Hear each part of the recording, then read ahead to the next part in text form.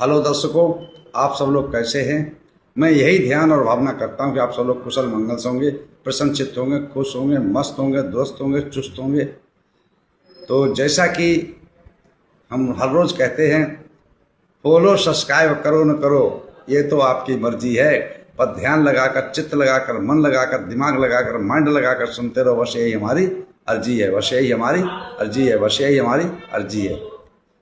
तो हेलो मित्रों, जैसा कि हम लोगों दंपति की गाथाओं का पाठ चल रहा है, तो आज की दंपति की गाथाएं हैं 242, 243 और मलबग की है 8वीं और 9वीं।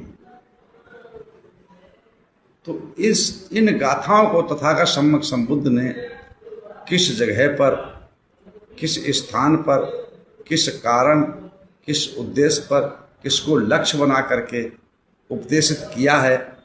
चलते हैं उस कथा की तरफ, उस व्यथा की तरफ, उस जगह की तरफ, उस स्थान की तरफ, उस कारण की तरफ। एवं मे सुतंग एकं समयं भगवा राजगृह विहरते वेणुवने आरामे। ऐसा मैंने सुना, एक समय तथागत सम्यक संबुद्ध राजगृह के बिंबसार द्वारा वेणुवराम विहार बनाकर दिया हुआ दान में था, उसमें विहर रहे थे। उस समय की घटना है, उस समय की ये कहानी है, उस समय की ये कथा है कि उसी राजगृह के नगर के अंदर एक जो है सामान्य परिवार था। तो उस सामान्य परिवार का में एक ही पुत्र जन्मा, और पुत्र जन्मते ही उसके माँ बाप गुजर जाते हैं, देहांत हो जाता है उनके माँ बाप का, और उसका एक ही पुत्र होता। सामान्य परिवार था।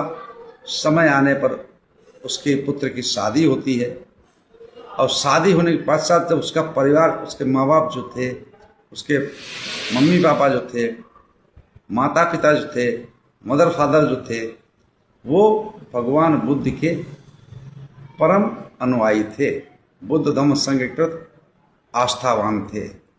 तो इसलिए पुत्र भी उनका जो है भगवान बुद्ध के प्रति आस्थावान था, श्रद्धावान था।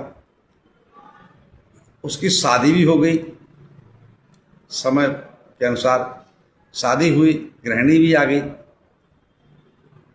और वो नित्य प्रति जो है तथागत सम्यक संबुद्ध के प्रवचन सुनने के लिए, उपदेश सुनने के लिए, देशना सुनने के लिए जित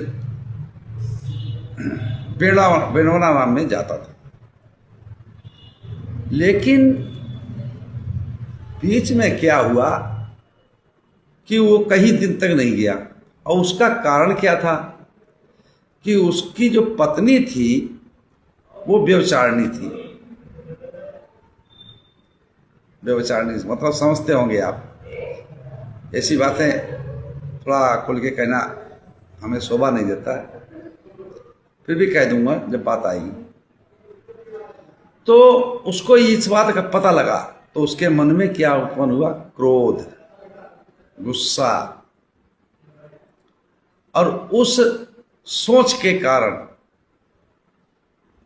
उस विचार के कारण वो कई दिनों तक भगवान बुद्ध के प्रवचन सुनने के लिए वेणुवनाराम में नहीं गया।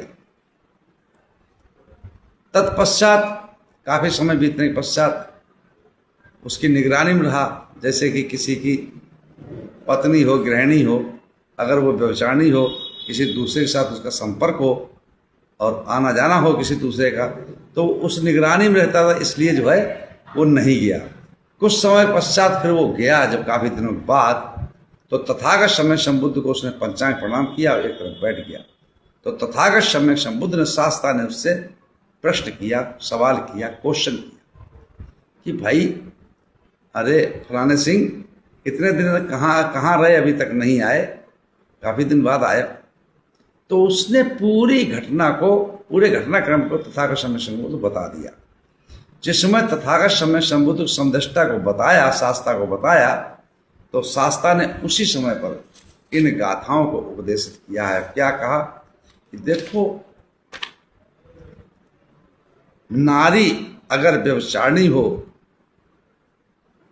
तो उसका ये मैल है, मल और मैल, मल बग चल रहा ना। नारी अगर व्यभिचारिणी हो तो उसका मन का ये मैल है, मल है, और दान करता अगर कंजूस है तो उसके मन का वो मल है, मैल है। ये कह करके समझाया। और ये जो है नारियां जो होती हैं वो जैसे जुआ खाना हुआ, शराब खाना हुआ, तो नारी व्यभिचारिणी हुई तो उनके समान हो जाती है, और उसको इस लोक में भी दुख मिलता है, परलोक में भी दुख मिलता है, और भवचक्र में पड़ती रहती है। जिसके अंदर ऐसी दुष्विचार होते हैं, दुष्कर्म होते हैं। तो भगवान बुद्ध ने कहा कि जो व्यक्ति दान करता होता है, दान करता, दान देने वाला होता है, और उसमें कंजूसी करता है, कैसी? आप देखते होंगे नाम भी बड़ा हो जाए कि हमने इतना किया दान, और पैसा भी कम खर्च हो, चाहे खूब व्यवस्था है, पैसा है, धन है, संपत्ति है, दान करने के लिए बहुत कुछ है, लेकिन नाम बड़ा हो अब कम खर्चा हो। ऐसे में क्या होता है, जब सर्दियां आती हैं तो हमें तो कंबल भी मिलते हैं, हम देखते हैं लेकिन कहने की बात आती है, जब हम किसी व्यक्ति विशेष के लिए नहीं कह रहा हूँ, बात आ गई तो कह रहा हूँ कि हमने दिल्ली में रहते हैं, दिल्ली में बड़ी बड़ी दुकानें हैं कंबलों की, कपड़ों की हैं, और जब सर्दियां आती हैं तो दुकानों पे बड़े बड़े बैनर लग जाते हैं। अब क्या लिखा होता है? दान करने के लिए कंबल यहां मिलते हैं, आप समझो। और वो कंबल क्या होते हैं, अगर कोई ओढ़ ले, किसी गरीब को दे दिया और ओढ़े तो उसकी ठंड बच सकती है उसमें, ऐसे कंबल होते हैं। तो नाम भी बड़ा, अरे हमने 1000 कंबल बांट दिए, नाम भी हो गया, और फला सिंह ने 1000 कंबल बांटे, और खर्च भी कम हुआ, नाम बड़ा हुआ। तो ये भौतिक सुख है, भौतिक वैभव है, भौतिक प्रशंसा है, लेकिन आपने जो आंतरिक सुख चाहिए था, जो आपको मोक्ष चाहिए था, वो उसकी प्राप्ति नहीं की। कंजूसी ये आपके मन का मल है, मल है, मैल है। तो वैसे ही व्यभिचारिणी जो औरत होती है उसका भी मल होता है, वो इस लोक में भी दुख उठाती है, परलोक में भी दुख उठाती है, उसको कोई मोक्ष प्राप्त नहीं होता, वो भवचक्र में फंसी रहती है। ऐसा कहते हुए तथागत सम्यक संबुद्ध ने इन गाथाओं को प्रकाशित किया है। 2 गाथाएं हैं, कौन सी? 222, 223 और मलबग की है 8th और 9th। ठीक है, तो इन गाथाओं कहा तो गाथा सुनिएगा। मिलिथियादुच्चरितं मच्छेरं ददतो मलं, मलाये मलावे पापका धम्मा, अस्मिन् लोके परम हि च। स्त्री का मैल, मल, मल वाले होता मैल, मल अगर हिंदी शब्द है, मल का मतलब होता है जो हमारा गुदा से निकलता है, लेटिंग जिसको कहते हैं, टट्टी जिसको कहते हैं, है ना। तो स्त्री का वो मैल, अगर दुराचारी स्त्री है तो उसका मैल, मल क्या है, वो दुराचार करना मल है। और दानी जो दान तो करता है, अगर उसमें कंजूसी बरतता है व्यवस्था होने पर भी, तो उसके मन का मैल ये है। वो ऐसे लोग इस लोक में भी और परलोक में भी दुख ही दुख भोगते हैं, सुख से प्राप्त नहीं करते, सुख को प्राप्त नहीं कर सकते। दूसरी गाथा क्या कहती है? ततो मला मलतरंग, ततो मला मलतरंग अविद्या परमं मलं, एतं मलं पहन्त्वानं निम्मला हो तभिक्खु। उससे भी बढ़कर जो अगर मल है, मैल है, गंदगी है, वो है अविद्या। अविद्या मतलब अज्ञानता। तो हे भिक्षुओं, अविद्या को मत पालना, विद्यावान बनना, ज्ञानवान बनना है।